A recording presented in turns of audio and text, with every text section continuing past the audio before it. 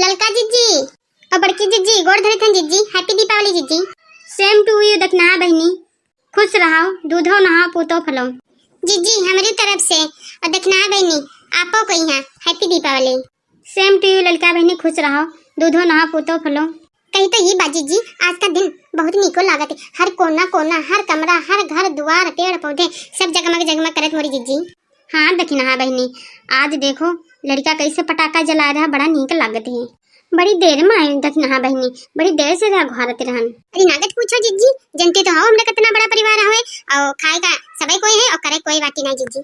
हाँ हाँ सही बात कहा थे दखना बहनी, थोड़ा टाइम लगा जीजी खाना बनाने में। अच्छा जीजी सब बतिया छोड़ो, आपको लेके गाना सुनाओ जीजी लक्ष्मी जी का।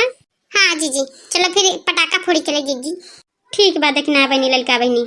अरे जीजी आज गाना नहीं, आज जीजी कहानी सुनाओ लक्ष्मी जी की। ठीक बा ललका बहनी, तो कहानी सुनाई थे। एक साहूकार की बेटी थी, वो हर रोज दीपक सींचने जाती थी। दीपक में से लक्ष्मी जी निकलती और चली जाती।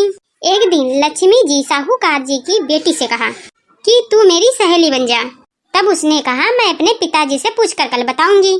घर जाकर उसने अपने पिताजी को सारी बात बताई तो पिताजी बोले वो तो लक्ष्मी जी हैं, अपने को क्या चाहिए, जा उनकी सहेली बन जा।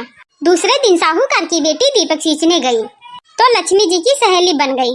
एक दिन लक्ष्मी जी को उसने खाने का न्योता दिया। घर आकर उसने अपने पिताजी से कहा कि मेरी सहेली ने मुझे खाने का न्योता दिया है।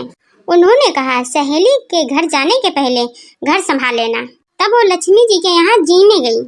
लक्ष्मी जी ने उसे साला दुसाला ओढ़ने को दिया, रखने के लिए रुपए दिए, सोने की चौकी पे बिठाया और सोने की थाली में 36 प्रकार का भोजन करा दिया।